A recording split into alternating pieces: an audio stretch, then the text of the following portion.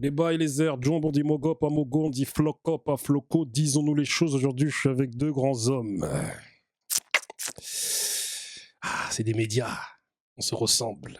Qui se ressemble s'assemble. Monsieur Amadou, comment vas-tu? Très très bien, super, Bouba, on est là et toi? Ça va, tu vas bien? Ça va super, hein. Tranquille. Écoute, enfin que c'est pour ça que j'ai mon invitation. Ah, Je peux qu'être heureux, je suis comme un enfant. Bouba est-il le maître du jeu? Bouba est-il le maître du jeu? La fameuse question. La grande question. Voilà, exactement. Média banlieusard nouveau. Une fois n'est pas coutume, donc on va faire le bilan de 2022. Un des événements qui a marqué le plus l'année pour Banlieusard Nouveau, c'est le lancement de notre agence BN Agency. Et ouais, l'équipe, on a vu les choses en grand, on s'est dit qu'on avait le média, il nous fallait la partie business. Ensuite, on a eu l'opportunité d'être média partenaire sur l'événement Amour et Sport, propulsé par Smile Mouvement.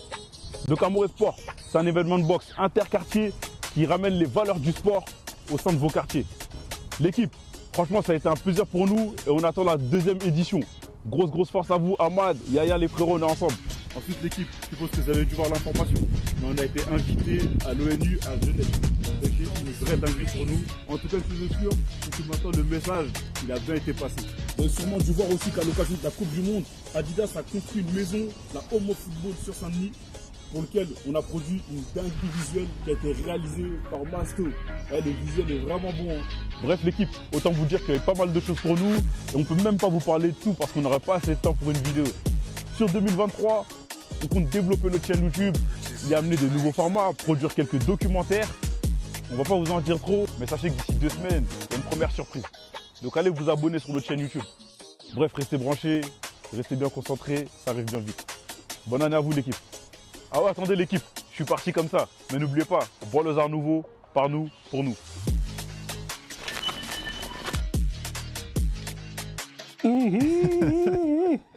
L'homme fort, on peut t'applaudir carrément. Nous t'applaudissons, donc, carrément.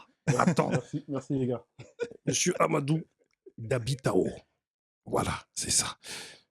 À ma gauche, encore un grand homme, Monsieur Mathieu Bitan. Comment vas-tu, mon frère? Ça va, toi? Moi aussi, je suis content d'être là. Hein. Disons-nous les choses. On va se dire les choses là aujourd'hui. Street Press. Du jour au lendemain, un père de famille, 5 enfants, un travailleur, pied de la Tour Eiffel qui se fait tuer par 4 policiers.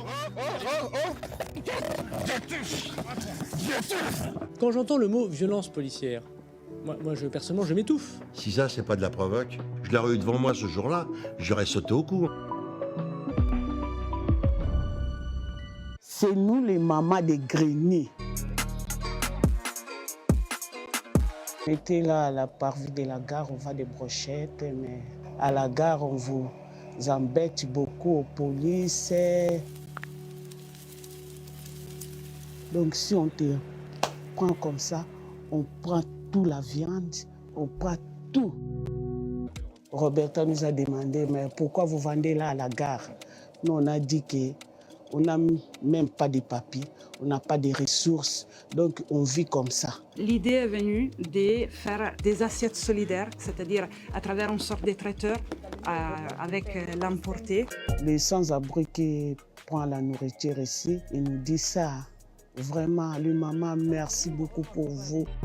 Dans cette série, je vais aller à la rencontre de ceux dont la vie a basculé à cause d'Erix. Ton sang, il meurt comme ça devant toi. Je vais mourir.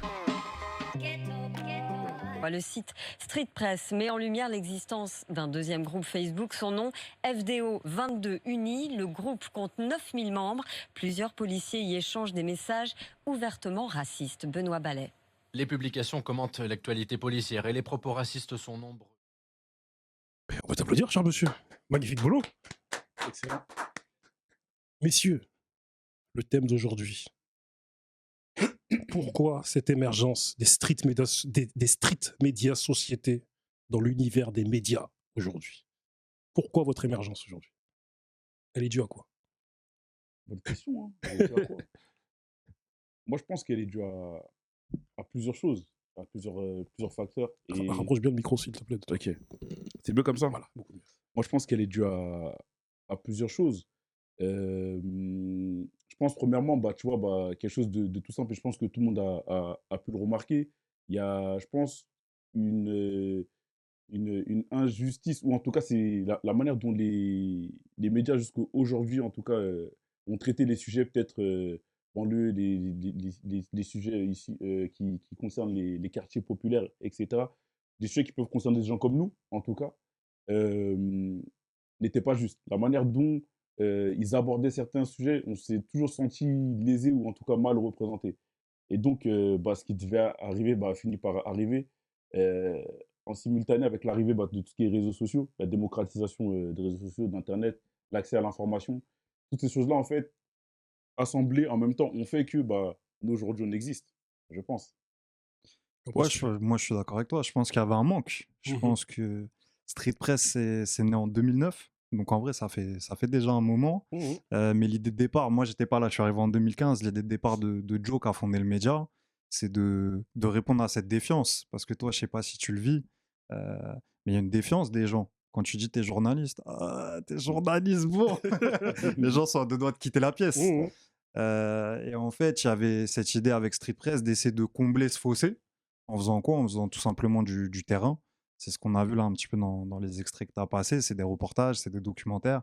On essaie d'être sur le terrain.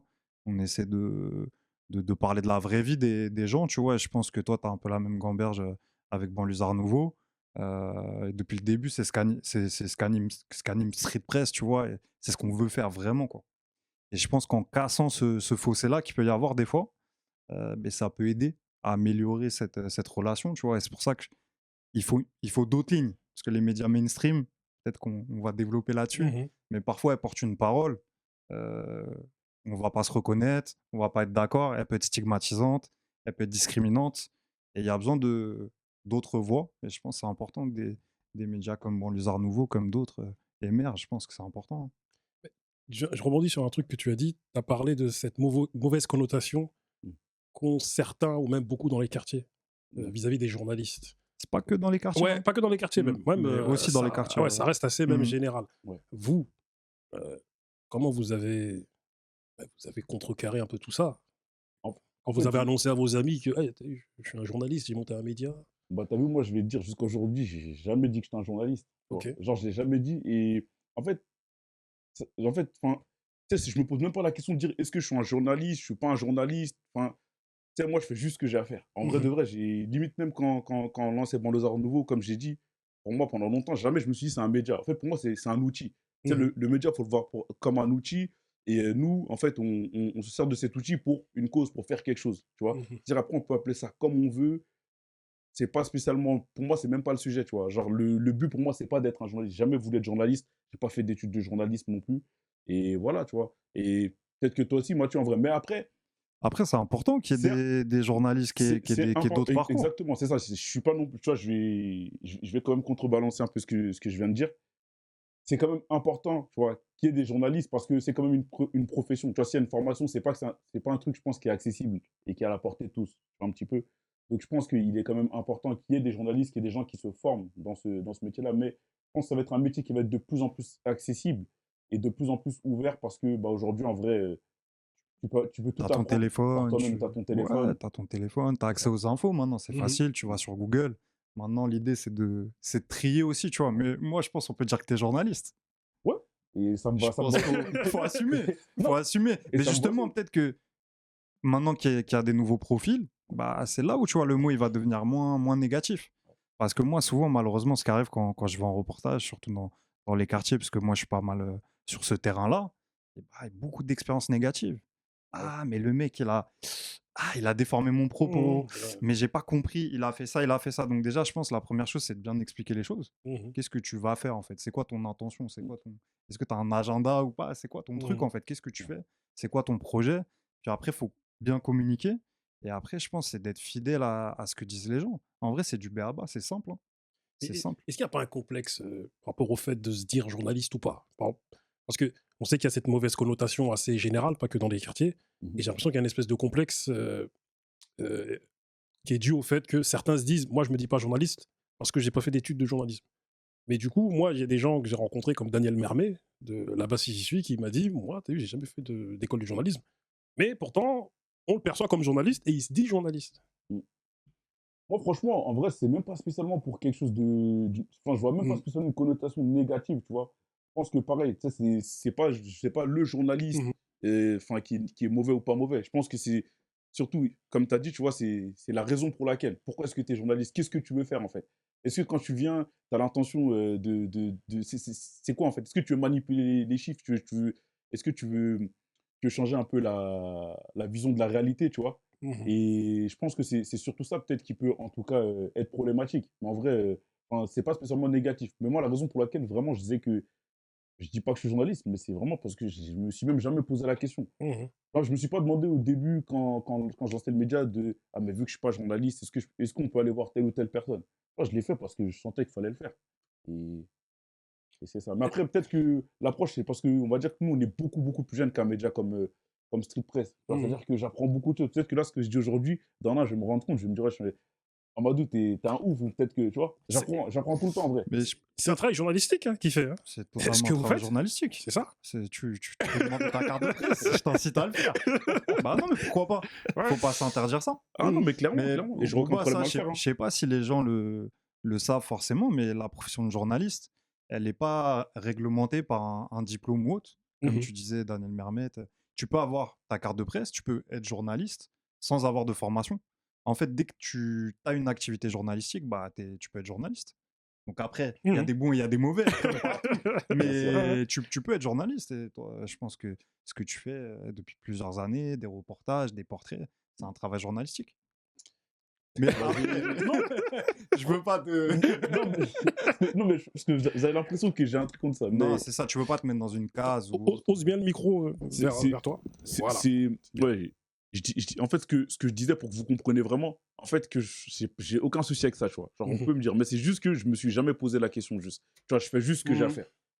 Après, peut-être que ce qui gêne, c'est parce que malheureusement, dans la ligne éditoriale de plein de médias, notamment des médias mainstream, il y a une ligne éditoriale qui est teintée de sensationnalisme, tu vois. C'est-à-dire beaucoup de sensationnel, tu vois. Ouais. Vas-y, on balance telle info parce qu'on sait que avant, ça cliquait pas. Avant, c'était ça va acheter des journaux et aujourd'hui, c'est de l'audience et de l'audimat. Est-ce que c'est pas ça qui gêne, cet aspect-là, ces journalistes-là qui font partie de médias ou que du sensationnel?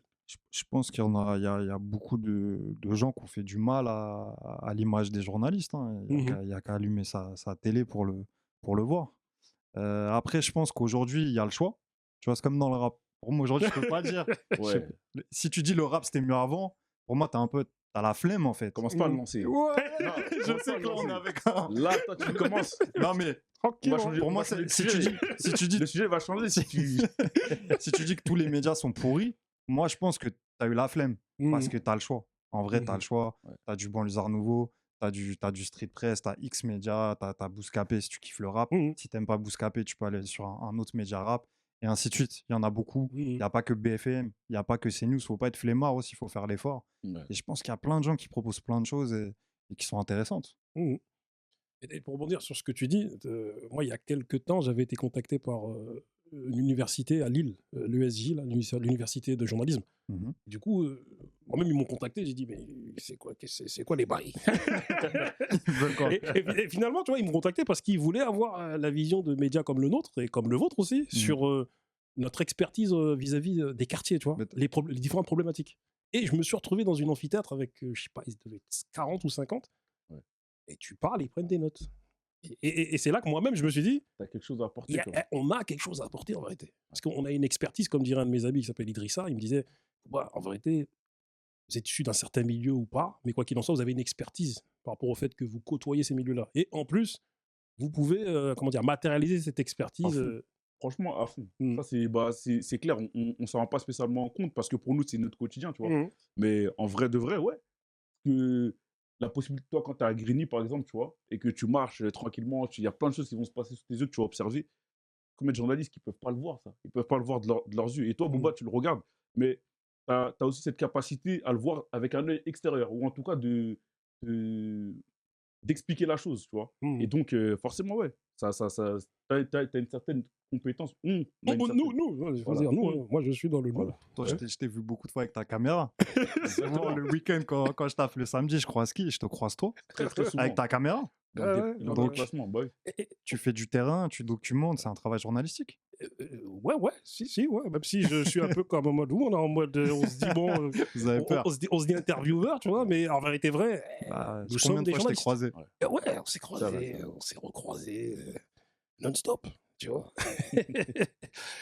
Mais est-ce que moi ce que je me dis c'est, est-ce que maintenant, ce que j'appellerais, même si j'aime pas le terme que j'utilise, hein, est-ce que les street médias sociétés prennent du poids aujourd'hui dans cet univers des médias?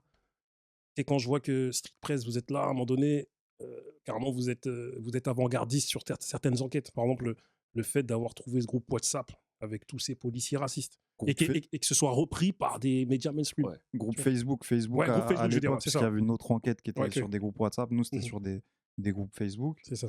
Ouais, après, ça, c'est petit à petit. Mhm. Tu vois, comme je disais, Street Press, ça date de 2009. Petit à petit, on a fait nos armes. Il y a du monde qui est arrivé. Tu vois, moi, par exemple, je suis arrivé en 2015. Et l'équipe, elle grossit. Nos compétences, elles grossissent. Et nos envies aussi, tu vois. Mhm. Donc maintenant, on fait pas mal d'enquêtes.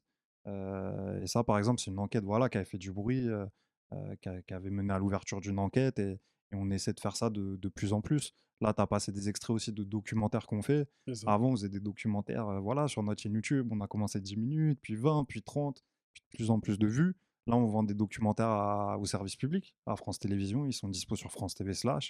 Il y a le documentaire Rix que j'ai fait avec Adama Kamara, qui est, je crois, déjà passé ici. Là, on vient de sortir un documentaire qui s'appelle Violence policière, le combat des familles, où tu as 5 familles qui ont perdu un proche après une intervention de police qui témoignent. C'est un documentaire qui est dur, qui est poignant, tu vois. Et nous, en fait, ces sujets, on les traite toute l'année. On essaie de les pousser ailleurs, tu vois. Et quoi de mieux que le service public, en vrai, pour les pousser. Donc ça, c'est un travail qui est dur, hein. C'est dur, c'est pas facile d'imposer ces sujets-là. Parce qu'il y a quelques années en arrière, même, il y a peu de monde qui était intéressé par tout ça. Les rixes, les violences policières, bon, on se dit ça ne nous concerne pas et c'est encore difficile. Mais on essaie. Et je pense qu'effectivement, le fait qu'il y ait de plus en plus de médias qui se lancent, ça participe de ça, hein. Mhm. Prends-toi, Amadou, avec ton média Banlieusard Nouveau. Je vois que tu as même monté ton agence, BN Agency. À côté. Et à côté, je vois que tu passes carrément à l'ONU. Tu vois. Il a dit les termes. Oui, c'est ça. D'ailleurs, est-ce que tu peux mettre la vidéo, s'il te plaît, de l'ONU, s'il te plaît? Petite vidéo. Et là, on est aux Nations Unies à Genève. Et je pense que c'est quelque chose de très, très fort symboliquement pour moi, en tout cas. Et je voudrais dire, moi, aux institutions françaises qui, justement, nous stigmatisent, bah, aujourd'hui, c'est beau parce qu'on est là, on représente la France d'une très belle manière et devant le monde. Et je veux aussi que les amis que j'ai invités, du coup, ils voient que c'est réellement possible. Eux, ils étaient là quand je lançais le média au tout début. Et ils ont vu un peu l'histoire de l'ascension. Ça fait 2 ans à peu près et je me retrouve déjà aux Nations Unies. Et donc moi, j'ai même un message pour vous, les gars, directement. Donc là, vous avez vu, là, il ne faut pas nier, les gars. On peut vraiment, vraiment faire les choses. On peut vraiment s'en sortir. Il y a des gens qui sont là aussi pour nous écouter, pour nous donner l'impulsion, tant qu'on travaille dur et qu'on le fait sincèrement. Et voilà, c'est à nous de provoquer en fait notre chance en réalité. Moi, pour conclure, je dirais qu'il faut que notre carburant en réalité dans la vie, ce soit l'envie de faire le bien, parce que c'est un carburant qui est inépuisable. Jamais quelqu'un pourra dire « ouais, ça c'est trop bien, non, il faut qu'on arrête ». Le bien, c'est un carburant inépuisable et pour moi, il faut que ce soit ça notre envie. La paix, c'est notre droit à tous et elle doit être issue d'un chacun d'entre nous en réalité. Donc voilà, merci. On t'applaudit en même temps que les autres. Merci encore. Hein. Tu as été invité dans quel cadre? Comment ils t'ont contacté?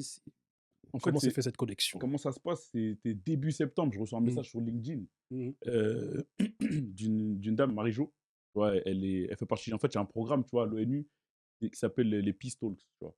En gros, c'était à l'occasion de la 10e année de la journée de la paix mondiale.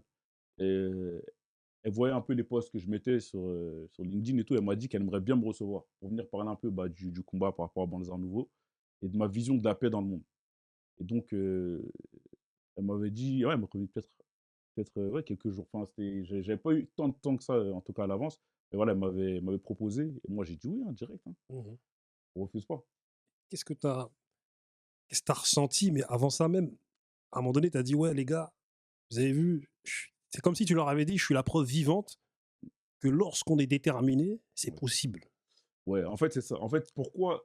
En fait, ça me tenait à cœur de leur dire ça. Pourquoi? Parce que, comme je dis, en fait, eux, ils étaient là au tout début du média. Tu vois, quand vraiment quand je crée tu sais, le compte Instagram, les premiers trucs, j'envoyais partager, les gars, partager. Et ça remonte à, bah maintenant, ça fait 3 ans, mais quand je passais à l'ONU, c'était à la fin septembre, ça faisait 2 ans et demi à peu près, tu vois, que le média, il existait. Et tu vois, ils ont assisté à ça. Et que, genre, bah, c'est ça aujourd'hui qui fait qu'on est à Genève. Tu sais, c'est l'ONU, c'est pareil. Bon, c'est pas à New York, mais Mon frère, c'est à Genève, tu une vois. Quand on institution fait les reconnue. ONU, on parle de Kofi Annan, tout ça, tu vois. Ouais. Et j'ai dit, ouais, les gars, genre, c'est réel, tu vois, c'est pas juste une blague. Et c'était aussi pourquoi c'était pour mon petit frère. Parce qu'il était là, lui, tu vois. Il était aussi là. Et lui, tu vois, dans toutes les familles, voilà, lui, c'est lui qui, il a les oreilles très, très dures, t'as capté. Et c'est-à-dire, c'était pour mes gars et mon petit frère aussi, tu vois, qui voit un petit peu. Et tu vois, pourtant, quand je crée Bordeaux à nouveau, au départ, ils le savaient tous, tu vois. Genre, moi, là-bas, je suis cadre. Tu vois, j'ai un master dans l'ingénierie d'informatique. C'est-à-dire, j'avais un bon cadre de vie, tu vois. J'avais un bon poste de développeur web. Et j'ai tout lâché pour un projet incertain. Mais le seul truc qui me motivait, c'était que je voulais bien faire. Tu vois, je l'ai vraiment fait avec le cœur et la sincérité. Et c'était de leur dire, c'est possible. Après, c'était pas nous. Enfin, après, pour nuancer un peu, tu vois, je l'ai pas nuancé de ouf, mais voilà, en tout cas, c'était de leur dire que c'était possible. Je suis pas en train de dire que ça marche à tous les coups, tu vois, et que si ça marche pas, c'est de ta faute. Je suis juste en train de dire, en vrai, tu as vu, quand tu veux faire un truc, fais-le à 100%, pas à moitié, et fais le maximum pour y arriver. Si ça marche, eh ben, logiquement, c'est ce qui se passe en général. Mais même quand ça marche pas, tranquille, tu vois, tu passes à autre chose et tu reprendras autre chose. La vie, elle continue, tu vois. Et donc, voilà, c'était un petit message comme ça pour eux. Je me suis dit, tu vois, on est là où il y avait pas mal de monde. Et ça me tenait à cœur, en tout cas, de prendre ce moment-là pour eux. Qu'est-ce que tu penses de ce que je suis comme toi, hein. Je le regarde comme ça, je suis là, C'est je me beau. dis mais qu'est-ce que c'est que cette détermination? Mais ça sort d'où ça? Oh. Qu'est-ce que tu penses de Moi, la première fois que j'ai entendu parler de Banlieusards Nouveaux, c'était ta vidéo là, qui avait cartonné, là où tu marchais là, Ah ouais. en mode Bernard de la Villardière. un peu, mais- C'est ça. Oui, c'est Non, ça, franchement, je me suis dit, ouais, c'est ça qu'on veut en fait. C'est ça qui. Tu vois, il faut pas s'arrêter. Comme on disait tout à l'heure, maintenant, il y a des téléphones, il n'y a plus besoin d'avoir une caméra très chère, il n'y a plus besoin de. Les choses sont un petit peu plus faciles qu'avant, en vrai. Donc, on peut tester des choses. Et toi, j'ai l'impression que c'est ce que tu dis, c'est ce que tu as fait. Et Ouais, ça c'est ça. tue, ça tue. Maintenant, faut que les gens ils soutiennent. Faut qu'ils aillent dessus, faut qu'ils suivent, faut qu'ils partagent. C'est ça aussi le lot des petits médias, entre guillemets, comme nous. C'est qu'on a besoin du soutien des gens. Parce que sinon, on n'existe pas. Si on n'est pas regardé, si on n'est pas partagé, ça commence par un partage, hein, un commentaire. Ouais, C'est ça. à fond. En plus du fait que tu as vu, moi j'ai regardé toute ton allocution là, tu vois, et j'étais là, j'étais comme ça, je disais, oh, ses parents, d'où ils viennent, ouais, du Mali, voilà, le fait qu'ils viennent en France, même t'as même perdu un ami pendant des rixes Ouais, interquartiers vers chez exactement, toi ouais. là-bas dans le enfin, C'est ça. quartier des Luttes, à Oui, Gennevilliers. exactement, ouais. Et je me suis dit, mais quelle détermination, mon ami. Ah, Tu vois. mon gars, bah, t'as vu, on va dire que toutes ces choses-là, en fait, ça a aussi contribué au fait que bah, je me retrouve devant 600 personnes comme ça, tu vois. Et donc, fallait que j'en parle, tu vois. Voilà, je me suis dit, ouais, on va essayer de raconter un peu l'histoire de ce qui fait que bah, aujourd'hui, je sois là. Et après, on va dire que, même si c'était moi qui étais là en train de parler, on va dire que bah, y a plusieurs personnes qui ont contribué à ça, en le sachant ou même sans le savoir. Et donc, il était important bah, voilà, que j'ai une pensée pour toutes ces personnes-là aussi. Et que je parle de ces gens. Qu'est-ce que tu penses de Street Press? Le travail que réalise Street Press. Non, mais c'est Qu'en penses-tu, mon ami? Street Press. Parlons-en un peu. Non, c'est fort. C'est fort, c'est fort. Le travail, il est très, très, très fort, très, très sérieux. Bah, moi, déjà, rien que par rapport au groupe, justement, tu sais, les policiers, là, leur petit groupe raciste, j'ai dit, ah ouais. Dès que j'ai vu que c'était Street Press, j'ai dit, ah, ils sont bons, les gars. Mine de rien, tu vois, ils sont là. Non, moi, je trouve que c'est hyper important, tu vois. Bah, on va dire que vous et nous, on fait un travail, tu vois, qui va dans la même direction, mais on ne fait pas de la même manière. Tu vois. Et là où, justement, il est important, tu vois, d'avoir des médias comme Street Press et qu'il faut soutenir des médias comme Street Press, bah, c'est du fait que eux, ils sont pour moi, entre guillemets, garants, tu vois, de ce truc de... En vrai, ils nous défendent, tu vois, ils nous protègent. En vrai, de vrai, le travail qu'ils font là, c'est carrément, ils nous protègent. Tu vois. Là, en médias comme Banlieusards Nouveaux, nous, on va plus être là, tu as vu, à valoriser des personnes, peut-être donner de la visibilité, donner de la force. Eux, en vrai, c'est limite, ils nous protègent, tu vois. Parce que un groupe comme le groupe des policiers, là, c'était Facebook, tu avais dit ça. Facebook, ouais, c'était un groupe Facebook, peut-être pour ceux qui suivent. Oui, exactement. C'était un groupe qui réunissait plusieurs milliers de policiers, où ils parlaient en mode groupe privé comme on a tous, sauf que c'était que... Avec des dérives. que c'est pas des dérives, c'est des dingueries racistes, tu vois, c'était que des dingueries racistes et on l'a révélé et ça a mené une enquête. À l'époque, il y avait une réponse de Castaner, je crois, si je me trompe pas, qui était ministre de l'Intérieur. Voilà, c'était remonté assez haut. Et voilà, nous aussi, on fait ça pour ça, en tout cas. On fait ça pour révéler ce genre de choses et essayer aussi d'avoir un impact sur ce qui se passe, quoi.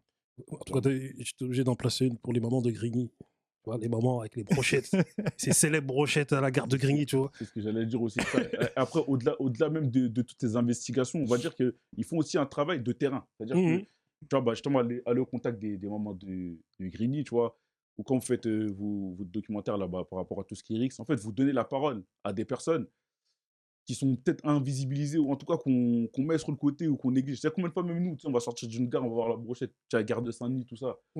Tu passes, tu calcules même pas, tu vois, mais pourtant c'est des personnes qui sont là, tu vois, qui sont devant toi, qui font certaines choses par nécessité.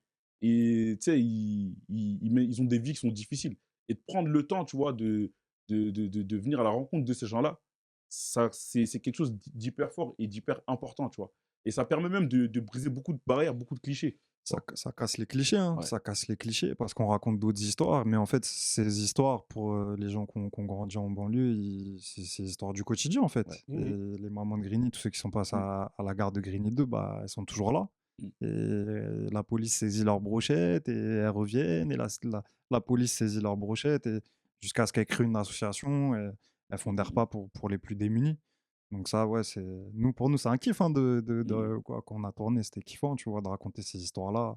C'est des mamans en plus qui n'ont pas l'habitude des caméras et tout, même c'est marrant, tu vois, à tourner. Donc franchement, ça tue. Ah, mais tu sais que ça met en lumière un phénomène qui existe depuis des années dans les quartiers. Ce phénomène des mamans qui vendent même des glaces dehors, qui vendent de la nourriture, qui vendent des brochettes. Ça met... Et ça appuie sur une situation qui est compliquée pour ces mamans, qui souvent elles ont des maris, mais qui font des allers-retours au pays. Et du coup, elles se retrouvent sans ressources. Et du coup, voilà, elles se mettent à vendre des choses dehors, parce qu'à un moment donné, il faut nourrir la famille, tout ça. Et t'as vu, moi-même qui viens de Grigny, j'ai dit, hé, on me voir, il est parti là-bas. Tu vois, je t'ai demandé le WhatsApp, l'Instagram de ces mamans. J'ai dit, moi aussi, il faut que j'apporte ma contribution. Attends, il a fait le bail, tu vois. Elles ont un instinct, hein, pour ceux qui veulent manger. Il faut un mariage ou un événement. C'est les mamas de Grigny. Les mamas de Grigny, vous mettez ça sur Insta. Pour vos événements, elles font des bons petits plats. Tout à l'heure, tu as parlé un peu des différences entre street press et banlieusards nouveaux. Et moi, ce que j'arrive à déceler, en tout cas, c'est qu'on va dire que street press appuie sur des problèmes et met en lumière des problèmes, et que banlieusards nouveaux est beaucoup plus dans la valorisation, c'est-à-dire valoriser. Même si street press, en fait, valorise aussi. T'as vu, parce qu'en vérité, vous avez mis aussi en avant des parcours. On essaie aussi, hein. On essaie aussi, tu vois, il y a beaucoup de portraits sur street press. Je sais pas, là, on était à Gisors il y a pas longtemps avec mon collègue Thomas. On filmait un gars qui s'appelle l'artiste, qui a repeint les halls de son quartier avec les jeunes du quartier. Les mamas de Grigny, on essaie aussi. Même nous, des fois, on se dit, en fait, à force de faire des sujets malheureusement dramatiques ou négatifs, on tourne là-dedans, en fait. Mais même nous, des fois, c'est une bulle d'air aussi de proposer des belles histoires comme il peut y avoir sur Banlieusards nouveaux. Hein. Ouais, non, clairement, le parallèle, je pense que il est plutôt juste... là, pareil, tu vois, en fait, moi, ce que je me suis dit quand je crée le média, c'est... Il y a des gens qui font très bien déjà ce travail-là comme street press, tu vois, de montrer en tout cas tout ce qui est problématique. Parce qu'il ne faut pas faire les choses pour les faire. Quand tu fais, il faut bien faire, tu vois. Et moi, je pense qu'aujourd'hui, en tout cas, on n'est pas encore en mesure de le faire. Et quand je crée le média, c'était un constat simple, tu vois, c'était juste parler avec des petits frérots. Je capte que les gars, en fait, ils se mettent des limites parce que pour eux, ils sont bloqués dans une certaine manière de penser. Je me dis, OK, comment je peux les aider pour leur changer leur manière de penser? C'est un travail qui prend beaucoup de temps. Et un des éléments qui permet d'amener les gens à penser différemment sur leur vision, ou en tout cas dans leur philosophie de vie, c'est la culture. Donc, OK, donc il va falloir produire du contenu qui les intéresse, aller sur le terrain un peu de la culture. Donc, culturellement, qu'est-ce qui peut les intéresser? Et y diffuser un message qui est différent peut-être de ce qu'ils ont l'habitude de faire. Et donc, je me dis, ouais, donc on va créer un compte Instagram où je vais interviewer des gens qui leur ressemblent, mais qui réalisent des choses que ces jeunes pensent impossible de faire. Et tu vois, l'équation, elle était toute simple. Et c'est comme ça, tu vois, qu'on en est venu à créer le média, tu vois. Et après, avec le temps, commencer à rajouter des formats par rapport à certains besoins, mais surtout sur des choses que je savais que je pouvais faire à l'instant T, tu vois. Et c'est pour ça que le média, aujourd'hui, c'est ça. Hein. Il est ce qu'il est. J'ai une question à vous poser. Parce que dans vos médias, il y a cette connotation banlieue ou street, parce que même dans l'appellation de vos médias, il y a ces mots-là, banlieue et street. Moi, la question que je voudrais vous poser, c'est pourquoi insister, même dans l'appellation de vos médias, sur le caractère banlieue ou street? Est-ce que vous n'avez pas peur d'être enfermé dans une case, dans une prison, dans laquelle il serait difficile de s'échapper, à part si on se nomme Antonio Ferrara? Je me suis dit, bah, allez où? J'ai senti qu'il y avait un truc. Tu veux un 16 ou quoi là? J'allais le faire, j'étais chaud là, tu vois. Parce qu'on vit quand même dans un pays où ils aiment bien mettre les gens étiquettes, cases, on cloisonne. Et vous n'avez pas peur d'être enfermé dans ça, ou est-ce que, en vérité, vous en avez rien à. Et vous vous dites, vas-y, c'est quoi, on va imposer notre style? C'est ça. Moi, ce que je vais te répondre, un truc que j'ai dit pendant longtemps, c'est nous, c'est la banlieue. Ça veut dire que nous, c'est la banlieue, tu vois, nous c'est la street. C'est-à-dire que, en vrai, on s'assume totalement. Ça veut dire que c'est pas grave. En tout cas, si vous m'enfermez dans cette case-là, c'est pas non plus mauvais, tu vois, c'est pas non plus faux. Je viens de là, il faut l'assumer, tu vois. Et je pense que justement, c'est ce truc un peu sulfureux de j'assume. Tu vois, j'assume. C'est ça ça fait du bien, en fait. Ça fait du bien aux autres personnes qui viennent de ce milieu-là. Parce qu'au final, qu'est-ce qui se passe? Le travail qu'on fait, il tend à s'améliorer. En tout cas, pour nous, dans les cerveaux, vous faites du bon travail déjà. Il tend à aller de mieux en mieux. Et donc, qu'est-ce que les gens ils retiennent? Ah, les mecs de banlieue, ils font ça. Ah, c'est ce groupe de gens qui viennent de banlieue, là, c'est eux qui font ce beau travail-là. Et donc, de mettre en avant cette étiquette-là, en vrai, on redore le blason, tu vois. Donc, moi, dès le départ, tu as vu, j'ai eu aucun souci avec ça. Si vous voulez le mettre dedans, faites-le. Tu vois, comme on peut le dire aussi, la culture, c'est nous. C'est-à-dire qu'aujourd'hui, même si pour certains, tu as vu, c'est entre guillemets quelque chose de mauvais ou on est dénigré parce qu'on peut venir de quartier, bah, faut savoir aujourd'hui qu'on produit une culture, en tout cas, tu as vu, qui, en tout cas, à travers le monde, fait écho, elle fait sens. Et on est respecté pour ça, tu vois. Et on a une très, très grosse influence, même en Europe, tu vois. Les cités françaises, elles influencent pas mal dans tout ce qui est style vestimentaire, dans la musique, etc. Et voilà, donc je pense que si, en tout cas, il y a un moment où il faut assumer, c'est bien aujourd'hui. Et on contribuera justement à ce truc de, voilà, on redore le blason. Je sais pas ce que toi t'en penses. Nous, ça, c'est une question là qu'on nous pose souvent, tu vois. À la base, Street Press, ça date de 2009, comme je disais. Donc, à la base, quand Joe il lance le truc et qu'il appelle ça Street Press, lui, il le voit pas forcément en mode street comme on l'entend aujourd'hui, en mode la rue, la cité et tout. Il l'entend plus street en opposition au plateau télé, au plateau radio, aux éditorialistes. Il l'entend street en mode reportage, en mode nous, on va être sur le terrain, en fait. C'est ça. Après, maintenant, à Street Press, on fait beaucoup de sujets sur les quartiers populaires. Et moi j'y tiens, par exemple, à Street Press, mais tu vois, la ligne, elle est plus large que ça, en réalité. On parle aussi des exilés, de ce qui se passe en prison, d'homophobie. On parle de tout un tas de sujets, en vrai, qui sont un peu plus larges que les quartiers, même si on est plusieurs dans l'équipe à aussi vouloir tu vois, insister sur ces sujets-là, à montrer autre chose, à casser les clichés, à faire des séries, tu vois. Donc, si je comprends bien, en fait, c'est un parti pris. Parce que j'ai l'impression que vous voulez imposer cette espèce de connotation, en réalité, tu vois, parce qu'il y a une connotation un peu, à travers vos médias, tu vois, une connotation banlieue, quartier. Malheureusement, dans cet univers des médias dans lequel beaucoup, et même bon nombre de, enfin, comme dans bon nombre de domaines, ils ont peu de considération, c'est pour les sujets que vous traitez et pour ce qu'on appellerait ces gens-là, la France d'en bas, la France des sous-sols, la France de là-bas. C'est exactement ça. Après, je dirais pas imposer. En vrai, c'est pas imposer, c'est assumer. Ça veut dire qu'en vrai, on veut pas prendre plus de place ou plus de poids qu'un autre. On veut pas dire ou en tout cas prétendre être meilleur que les autres. Mais c'est juste, nous, on est là aussi. On va faire ce qu'on a à faire et on va bien le faire. Tu vois. Je pense qu'un truc important aussi par rapport à d'autres médias mainstream, c'est de considérer que la banlieue, c'est pas un sujet en soi. La banlieue, tu peux parler d'écologie, tu peux parler de sport, tu peux parler de discrimination, tu peux parler d'un tas de sujets, en fait. Tu peux parler de tous les sujets de la société et ils sont aussi concentrés dans les quartiers populaires. La banlieue, en soi, c'est pas un sujet, c'est un lieu. C'est un lieu où il y a des gens, souvent pauvres, mais là-dedans, tu peux parler d'un tas de sujets, en fait. Mais est-ce que quelque part, votre devoir de super-héros, si puis-je dire, c'est pas à un moment donné de faire reconnaître à tout un ensemble de gens que la banlieue, les quartiers, c'est une région comme une autre. T'as vu? Ça peut être comme la Bretagne, avec, comment dire, ou comme la Normandie, En fait, ou genre c'est ça. avec leur langage. Mais sauf qu'aujourd'hui, malheureusement, depuis quelque temps, c'est les mal vus, mais il y a eu des mal vus avant, tu vois, des Polonais qui étaient arrivés, des Italiens, si on va dans l'histoire, tu vois. Parce que c'est pas une région comme une autre, en vérité, la banlieue, comme on En dit. tout cas, c'est de montrer, même au-delà même de dire que c'est une région comme une autre, c'est de dire que c'est une région qui fait partie d'un ensemble. C'est-à-dire que c'est pas une région à part, et là, il y a la France. Non, on est dans l'ensemble avec nos différences, nos problématiques, nos réussites, nos côtés positifs aussi, comme partout.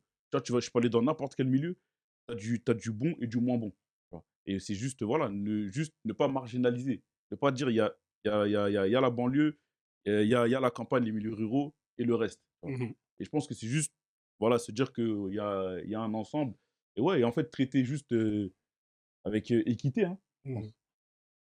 Et même, tu vois, même on dit la banlieue, mais est-ce qu'il y a une banlieue? Il y en a Tu plusieurs. vois ce que je veux dire? Est-ce que c'est pareil à Grigny, les quartiers nord de Marseille? Je sais pas, il y a des cités aussi à la campagne. Il y a des cités à la campagne, hein, je sais pas, des villes que je connais Oui, même c'est pas. ça. Non, Mais il y a des quartiers, donc il y a des points communs. Évidemment, il y a des difficultés en commun. Mais il y a aussi beaucoup de différences. Il y a des particularismes, même dans la musique. Les sons, ils sont pas pareils. Donc, Je parlais avec un gars, moi, là, il y a pas longtemps, c'était vu pour manger et tout. Il s'appelle Nassim. Et il m'expliquait que lui, une fois, il a fait un reportage carrément dans une cité, mais ils sont au bord de la mer. C'est-à-dire qu'en fait, eux, il y a leur cité et à la mer directement. Et c'est-à-dire que en fait, les mecs du quartier, ils font du bateau. Ils font du bateau, les petits, ils pêchent, ils connaissent tous les poissons. Et rien que ça, quand j'avais vu ça, je me suis dit, ah ouais, quand même. tu vois? Il y a une multitude de choses. Mais ouais, c'est vrai, c'est vrai. C'est pas mauvais. Et concernant les collaborations avec. Je sais qu'aux États-Unis, ça existe beaucoup, ça. C'est le fait que des médias indépendants collaborent avec des médias mainstream, tu vois. Et voilà, toi-même, voilà, tu as collaboré, notamment avec des marques. Toi-même, à un moment donné, vos infos ont été reprises par des médias mainstream. Quel est ce rapport aujourd'hui avec les médias mainstream, médias indépendants comme les vôtres et médias mainstream? Quel est ce rapport? Parce que je me dis, ils ont plus de moyens, mais des médias indépendants arrivent à dénicher des informations que des médias mainstream ayant plus de moyens n'arrivent pas à dénicher. Parce que je pense qu'à un moment donné, quand tu prends trop de hauteur, forcément, tu as une vue d'ensemble plus large, mais tu vois moins les détails. Nous, on est moins haut, mais on voit plus les détails. Donc, on va aller chercher les petites choses qu'eux ne peuvent pas voir. Donc, ils ont aussi besoin de nous. Je pense que si je peux l'expliquer, ce serait comme ça. Il y a autre chose aussi, si je peux ajouter un truc, c'est qu'il y a peu de médias en fait en France qui font de l'investigation. Parce que l'investigation, trouver des infos, dénicher des choses, ça prend du temps. Donc ça coûte cher. Ouais. Et entre un article sur Booba et Rof et un article sur des groupes de keufs racistes, bon, tu vois.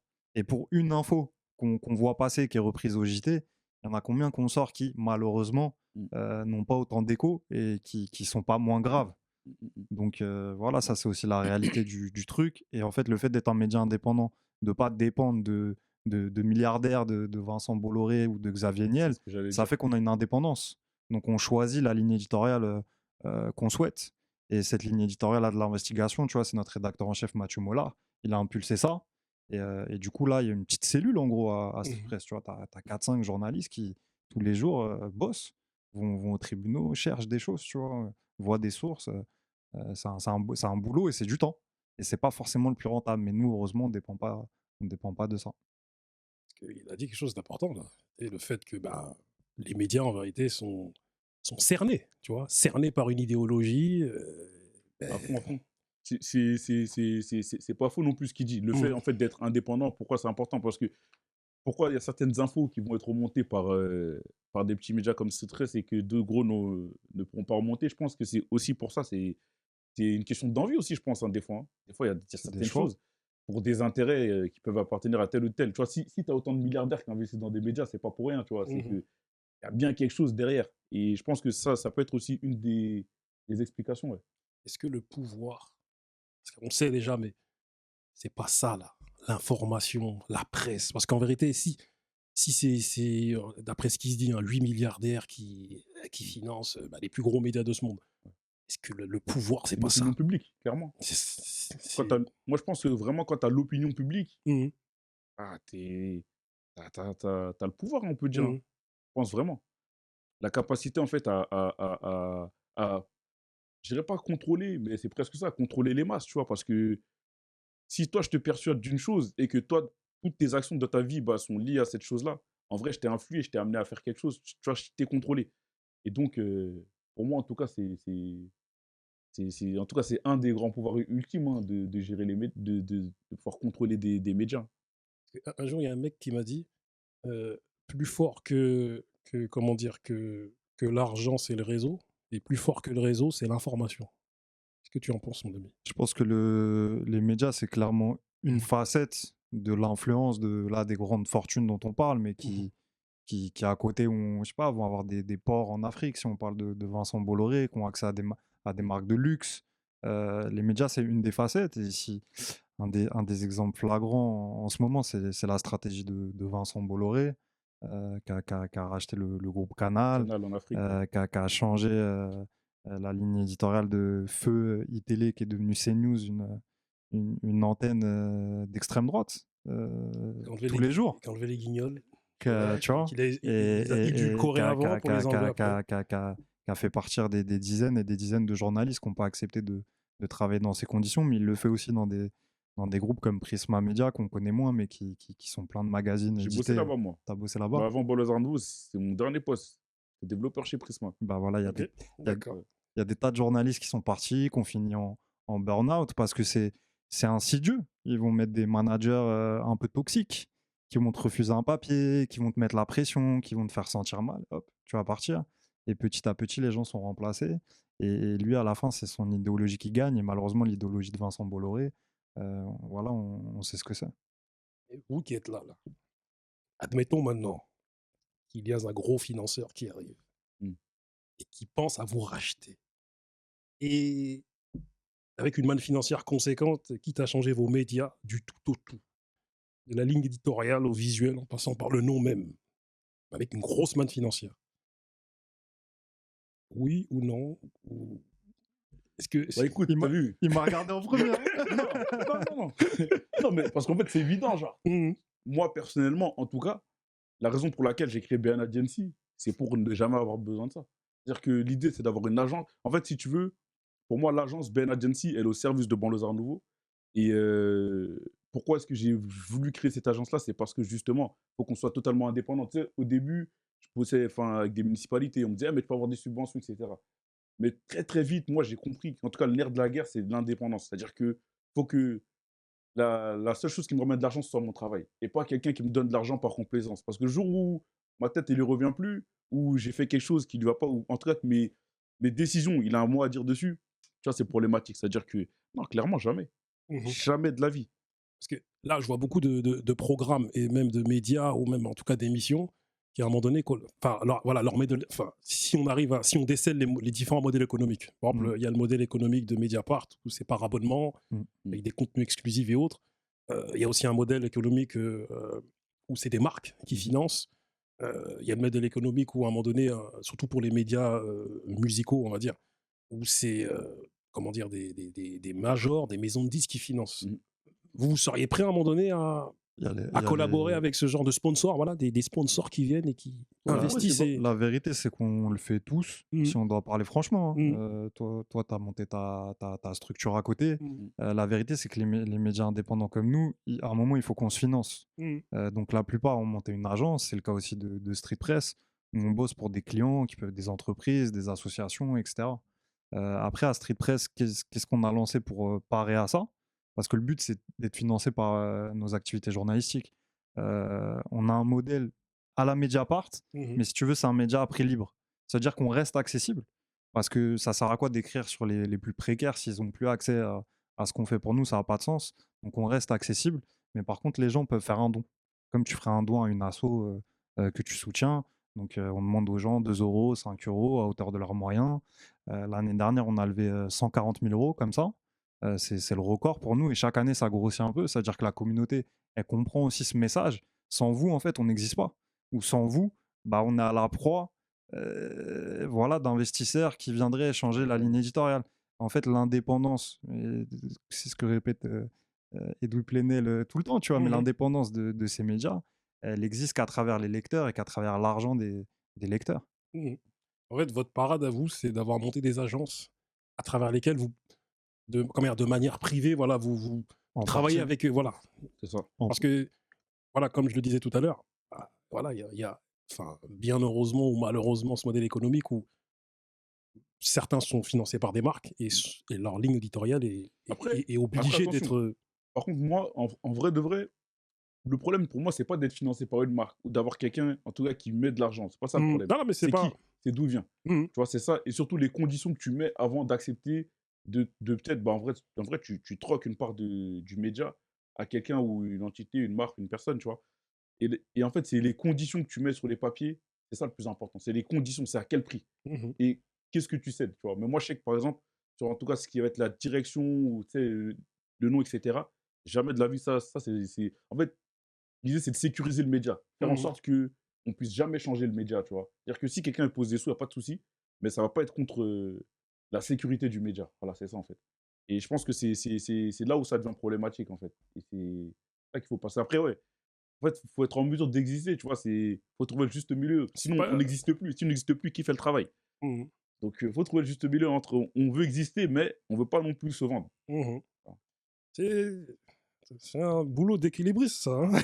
C'est pas facile. Hein.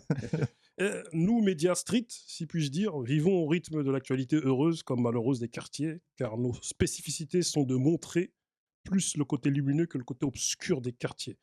Mais le côté obscur existe dans cette actualité, chose que nous nions pas. On nie pas cette réalité. Moi, j'ai l'impression que de 2016 à 2020, nous avons vécu au rythme des combats des familles des victimes des violences policières, fortement représentées par le comité Adama et Assa Traoré. Et tout d'un coup, tout a freiné. Et tout d'un coup, en 2020, ben, j'ai l'impression que les rixes interquartiers ont pris le relais sur le combat des familles des victimes des violences policières. Comment vous l'expliquez, ça? Enfin, j'ai l'impression, moi, en tout cas, c'est des grandes lignes que je fais. Hein, là, je suis pas... Voilà. Je pense pas qu'il faut mettre en concurrence. Hein, non, je vais pas en concurrence. Hein. Je dis juste qu'à un moment donné, dans l'actualité malheureuse des quartiers, bah, à un moment donné, pendant 5-6 ans, il y a eu beaucoup de manifestations. Tu vois, tout le monde était, beaucoup était impliqué. Malheureusement, moi, l'instinct que j'ai là dans ce que tu dis, c'est le Covid. Parce qu'en fait, il y a la grande manifestation après la mort de George Floyd. Et après, malheureusement, effectivement, j'ai l'impression qu'on en parle moins. Et pas parce qu'elles existent moins, mais je sais pas. C'est les médias, peut-être, ils se sont dit, OK, on a fait nos sujets, on a fait nos trucs. Nous, en tout cas, on continue à le traiter. On vient de sortir ce documentaire. Je pense qu'il faut continuer. Mais je crois pas que les rixes aient supplanté les... Non, j'ai pas dit ça. Non, j'ai pas dit ça. Attends, mais calme-toi, je n'ai pas dit ça. J'ai dit juste qu'elles ont pris le relais, mais un relais naturel. C'est-à-dire que, mais médiatiquement, je parle, hein, médiatiquement. C'est-à-dire que les médias, c'est pas, enfin, ce ne sont pas que nous. C'est les médias, il y a les médias mainstream aussi, tu vois. Comme tu l'as dit, j'attendais cette réponse. Covid. Le Covid est arrivé, a tout freiné. Je pense pas que c'est la réponse à tout, mais je pense que malheureusement, ça tombe pile à ce moment-là. Il y a eu le combat contre les violences policières. Et le Covid, ça a retraite. aussi boosté, tu sais, quand tout le monde s'est retrouvé à la porte de Clichy, je pense que le Covid, ça a bien boosté le... parce que c'était la première grosse manifestation à la sortie du confinement. Donc ça, c'était un gros moment. Mais c'est vrai que depuis ce moment-là, pareil... Même les gilets jaunes, lorsque le Covid est arrivé, toi, le mouvement, c'est... Tout a freiné, en fait. Le monde a freiné. Tout a freiné. Et par contre, ce qui a été boosté, ce que je trouve en tout cas, c'est que les gens se sont mis à regarder des choses, en tout cas même des longs formats, sur les réseaux sociaux, d'où l'émergence de plein de médias aussi. Nous-mêmes, en tant que médias, c'est là que ça a un peu boosté, hein, que ce soit la récré, Disons-nous les choses, Grace TV. Tout d'un coup, les gens se sont mis à regarder, alors que depuis presque 10 ans, on était en train de faire des 322 vues, 221. Tout d'un coup, ça a boosté, tu vois. Donc, un mal pour un bien, mais bon, c'était un mal, hein, c'était un trop grand mal, tu vois. Mais je ne mets pas en concurrence du tout. Hein, les rixes, non, mais il faut. Mais je te dis ça pourquoi? Parce que des fois, ça va être la logique des médias mainstream. Pourquoi? Parce qu'ils ont une case banlieue, comme on disait tout à l'heure. Et alors, si la case banlieue, elle est occupée par les violences policières, elle ne peut pas être occupée par les rixes. Si elle est occupée par les rixes, elle ne peut pas être occupée par les violences policières. Mais ça, je pense, c'est la logique qui tue le traitement des quartiers populaires. Parce que c'est beaucoup plus complexe que ça. Et une réalité ne peut pas annuler une autre réalité. Donc, il faut faire attention à ça, je pense. Je m'attendais à cette réponse-là. C'est pour ça que j'ai posé cette question. Dis-moi, mon frère. Non, j'allais juste dire, moi personnellement, je n'ai même pas spécialement remarqué ça. Je n'ai pas spécialement remarqué ça, mais... Enfin, je pense que Mathieu a quand même bien expliqué la chose. En vrai, je pense que c'est surtout, comme il a dit, il y a une case banlieue. Et quand on va parler des banlieues, bah, ils vont naturellement se mettre d'accord, sans concertation, je pense, mais en tout cas, naturellement, parler d'un sujet. Tout le monde parle de ce sujet-là. Tu vois, quand par exemple, il y a là, récemment, c'était le Thiers, non? Ah, tiens, ouais, c'est ça. Thiers, Ah, tiens, ouais, c'est c'était à ça. Thiers, ouais. Le jeune Tu vois, Tidiane, malheureusement. Ouais, voilà, c'est ça. malheureusement, tu vois, qui est mort dans des circonstances, tu vois, en tout cas, par rapport à des rixes. Tout le monde en parlait, tu vois. Et demain, s'il y a un autre truc par rapport au banlieue, tout le monde en parlera, mais ils parleront pas, en tout cas, en simultané de plusieurs sujets. Donc, je pense que ça Parce que, explique bien, en tout cas. tu vois, pour faire un lien avec des statistiques, tu as vu en 2020, dans l'Essonne, il y a eu 350 rixes, plus de 300 rixes en tout cas, tu vois. Et moi, je me rends compte que, voilà, vu qu'on travaille sur ce sujet-là, sur les rixes avec d'autres entités avec lesquelles je travaille, tu vois, Transmission 91 et Soparx, on se rend compte que même dans des villes, mais dans des villages même, il y a des rixes inter-villages, des rixes inter-quartiers. Et tu as vu une chose que les médias devraient analyser, beaucoup en tout cas les médias mainstream qui sont les plus visibles, c'est comment dire, c'est l'aspect psychologique du confinement sur les jeunes, en fait, tu vois, sur des jeunes qui, à un moment donné, dont certains, à un moment donné, pour extérioriser, malheureusement, se sont mis à extérioriser par le biais de la violence, tu vois. C'est ce que je me dis, c'est ma réflexion, tu vois. En ce moment, on bosse à Street Press, on bosse sur la saison 2 de notre série documentaire X, qui arrive en mai-juin. D'ailleurs, on repassera ici, je pense, avec Adama. On va se revoir, on va se revoir. Et si tu veux, on a une histoire, justement, ça me fait penser à Saint-Chéron. Ouais. Saint-Chéron, c'est une petite ville à côté de Dourdan, vraiment, c'est la campagne. Hein. Ouais. C'est la campagne, autour, c'est les champs, c'est un petit village et tout. Et là-bas, malheureusement, il y a Lilibel qui a été tué il y a 2 ans. Et on a été là-bas avec Adama, interviewé sa maman Betty, et c'est dramatique aussi que c'est aussi un sujet qui se limite pas en fait au quartier, et ça peut arriver partout, malheureusement, à la sortie d'un entraînement de foot, à la campagne.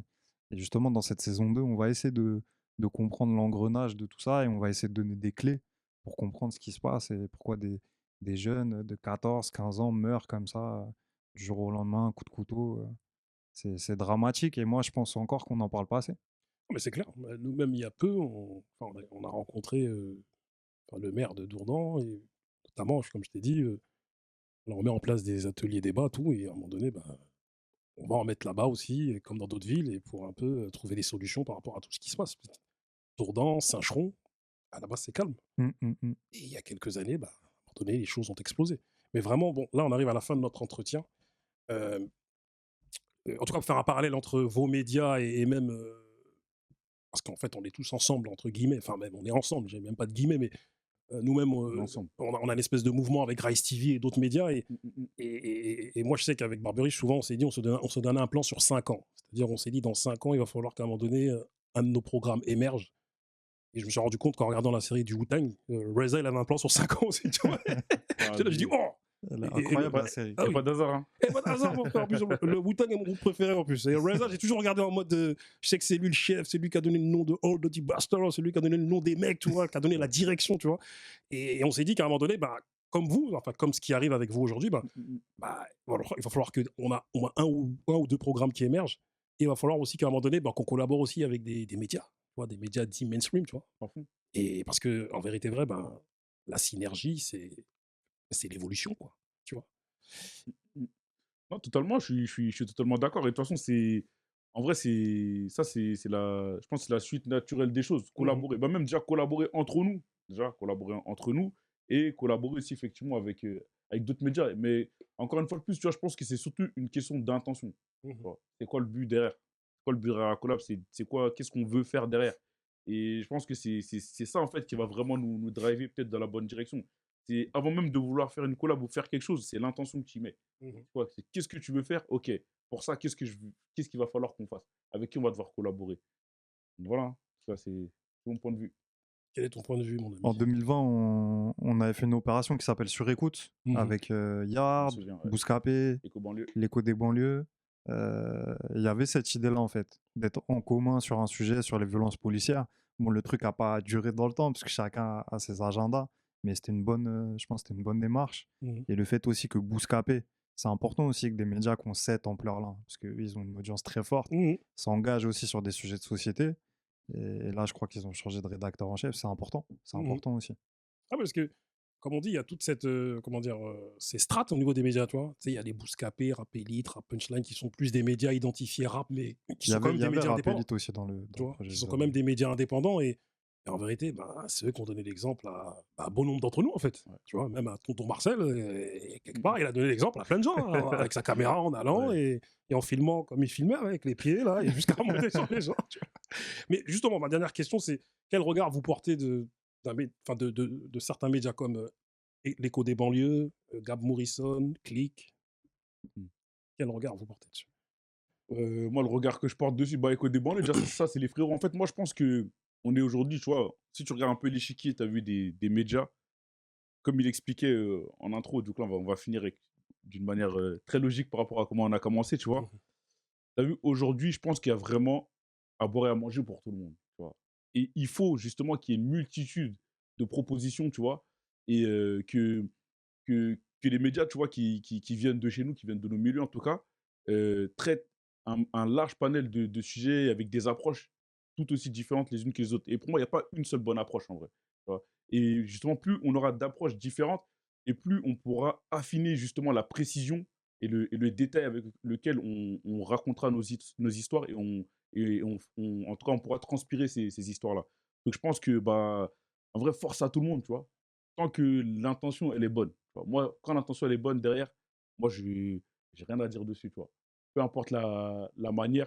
Si l'intention, elle est bonne après, oui, on peut toujours discuter un peu, parce qu'on peut toujours faire mieux, tu vois. Mais en tout cas, si l'intention, elle est bonne au départ, franchement, l'échiquier, là, c'est large. Et je pense qu'il faut justement plusieurs médias, justement, qui viennent avec leur vision et leur philosophie. Toi, en t'écoutant, j'ai eu des images de couteaux qu'on aiguisait, tu vois, avec de l'étincelle. Non, mais bien, j'ai bien. Là, j'ai su, tu vois, en même temps. Ouais, je parle trop avec les mains. Non, mais c'est imagé. Moi, j'aime. C'est très imagé. Qu'en penses-tu, mon ami? Je valide tout ce que tu as dit. Franchement, non, il faut qu'il y ait le maximum d'initiatives, il faut qu'il y ait le maximum de traitements. En vrai, tu peux aimer, tu peux ne pas aimer même. Tu peux ne pas aimer, tu peux pas valider un format, un concept. Mais en fait, le but, c'est que le plus de monde puisse s'exprimer et que le plus d'histoires aussi puissent émerger de tout ça. En fait, je pense que c'est ça qui est important. Ouais. En tout cas, messieurs, notre entretien fut très good et très bon.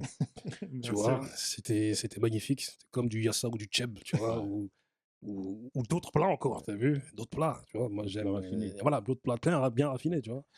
Et du coup, je vous remercie car franchement, merci à toi pour l'invitation. Merci merci Mathieu pour merci beaucoup pour cet échange. Merci à toi. Échange de qualité. Ah non, c'est un échange de qualité. J'avais d'autres choses à vous dire, mais vous savez, on fera un épisode 2. Voilà, on fera un épisode 2 tranquille. Avec plaisir. Merci à vous les frères.